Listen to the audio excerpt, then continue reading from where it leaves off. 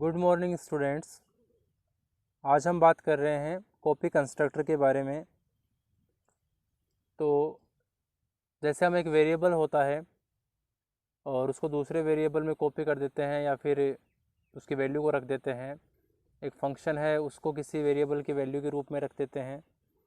यहाँ पर एक ऐसा कंस्ट्रक्टर बनाया जाएगा जिसका कार्य होगा किसी दूसरे ऑब्जेक्ट को और एक ऑब्जेक्ट में कॉपी करने का।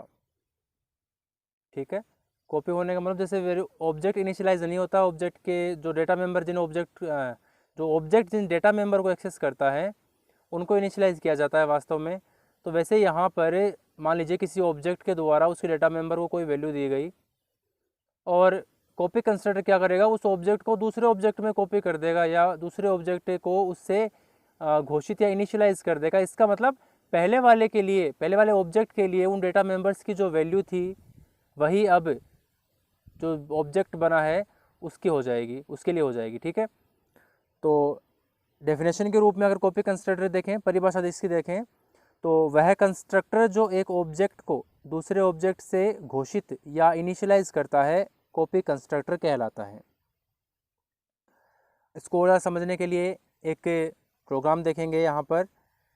तो वो देखने से पहले अगर आपने अभी तक चैनल को सब्सक्राइब नहीं किया है तो सब्सक्राइब कर दीजिए। चलो देखिए प्रोग्राम देखते हैं। तो यहाँ पर क्लास बनाई है हमने प्रोडक्ट नाम की और उसका एक डेटा मेंबर बनाया है कोड, केवल एक डेटा मेंबर है कोड यहाँ पर। और फिर आप देख पा रहे हो यहाँ पर पब्लिक अनुभाग शुरू हो गया है और पब्लिक अनुभाग में हमने कई कंस्ट्रक्टर बनाए यहाँ पर। तो पहला कंस्ट्रक्टर मैं नोट कर रहा हूँ यहाँ पर, पहला कंस्ट्रक्टर ये है, देखिए प्रोडक्ट, क्लास के नाम के समान है, फंक्शन का नाम प्रोडक्ट है। ये यहाँ पर ये कंस्ट्रक्टर है। कंस्ट्रक्टर की कोई इसमें आर्गुमेंट नहीं है, कंस्ट्रक्टर का कोई यहाँ पर कुछ स्टेटमेंट नहीं है इसके अंदर। तो ये एक डिफ़ॉल्ट कंस्ट्रक्टर है यहाँ पर, ये एक डिफ़ॉल्ट कंस्ट्रक्टर है। ठीक है, सेकंड यहाँ पर सेकंड कंस्ट्रक्टर ये है प्रोडक्ट, एक और कंस्ट्रक्टर है। ये एक आर्गुमेंट है इसका एक्स।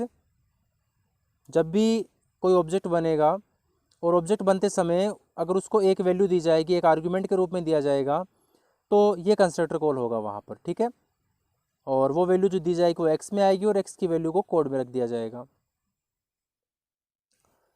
उसके पश्चात तीसरा कंस्ट्रक्टर आता है ये प्रोडक्ट M%y। यहाँ पर देखिए क्या है, इस कंस्ट्रक्टर के आर्गुमेंट के रूप में और एक ऑब्जेक्ट को लिया गया। देखिए यहाँ पर देख पा रहे हो आप, ये प्रोडक्ट है क्लास का नाम और इस जैसा वेरिएबल अगर बनेगा तो वो क्या होगा, एक ऑब्जेक्ट होगा और ऑब्जेक्ट का रेफरेंस M% यहाँ पर रेफरेंस को दर्शाता है। इसका मतलब ये जो कंस्ट्रक्टर है, ये कंस्ट्रक्टर ऑब्जेक्ट का रेफरेंस लेगा और किसी दूसरे ऑब्जेक्ट में रखेगा। ठीक है, तो इसको जो रेफरेंस मिलता है किसी ऑब्जेक्ट के थ्रू, तो वो रेफरेंस ये y में रखता है और y के थ्रू कोड की वैल्यू है वो बदल कर और कोड में रख देता है, कोड की वैल्यू रख देता है इसके अंदर। ठीक है, और लास्ट यहाँ पर एक फंक्शन बनाया गया है डिस्प्ले नाम से, जो कोड की वैल्यू को प्रिंट करता है। अब आते हैं मेन फंक्शन में। मेन फंक्शन में देखिए लिखा है प्रोडक्ट P1, फिर 10 लिखा है आर्गुमेंट के अंदर। सेकंड में प्रोडक्ट P2 और P1 लिखा है। थर्ड में प्रोडक्ट P3 इक्वल P1 लिखा है। मतलब यहाँ पर तीन ऑब्जेक्ट बनाए गए हैं, P1, P2 और P3। जब ऑब्जेक्ट P1 बनता है तो बनते ही जो एक आर्गुमेंट दिया गया है यहाँ पर, तो ऑब्जेक्ट P1 बनते ही एक आर्गुमेंट कंस्ट्रक्टर कॉल होता है जो कि ये है यहाँ पर। तो P1 को बनाते समय जब कंस्ट्रक्टर कॉल हुआ तो वहाँ पर 10 वैल्यू दी गई, उसको 10 x में आएगी और x की वैल्यू कोड में रख दिया जाएगी।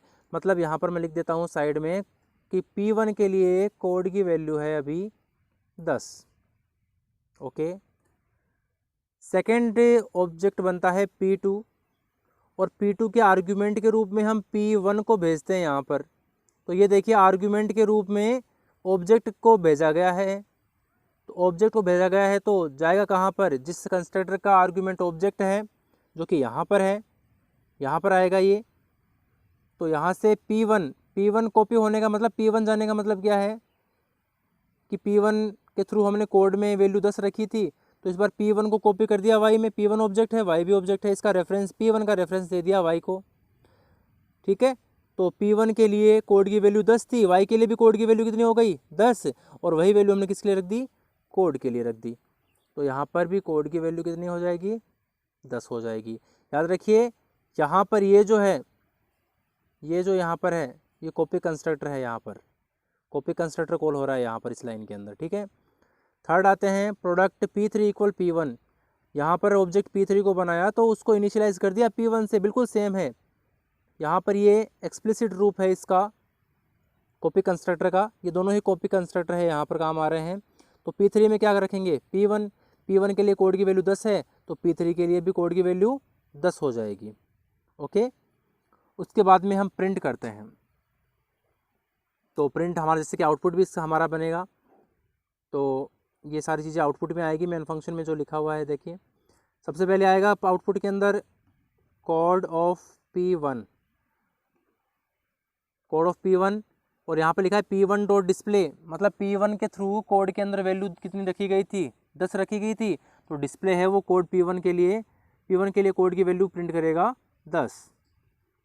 सेकेंड लाइन है कोड ऑफ P2, और यहाँ पर P2 डॉट डिस्प्ले लिखा है, तो P2 के लिए कोड की वैल्यू थी 10, क्योंकि P2 के अंदर हमने और ऑब्जेक्ट P1 का रेफरेंस दिया था, तो यहाँ पर कोड ऑफ P2 इसकी वैल्यू भी हो जाएगी 10। थर्ड है कोड ऑफ P3, और यहाँ पर हमने लिखा था प्रोडक्ट P3 इक्वल P1, कि मतलब P1 को हमने कॉपी कर दिया था P3 के अंदर, या P3 को इनिशियलाइज कर दिया था P1 से, तो P1 के लिए कोड था, कोड की वैल्यू थी 10, और तो P3 के लिए भी कोड की वैल्यू 10 हो जाएगी। ओके, इस तरह हमने देखा कि हम एक ऑब्जेक्ट को दूसरे ऑब्जेक्ट में कॉपी कर सकते हैं, या एक ऑब्जेक्ट को दूसरे ऑब्जेक्ट से इनिशियलाइज कर सकते हैं। ये दोनों ही एग्जाम्पल यहाँ पर कॉपी कंस्ट्रक्टर हैं। Thank you.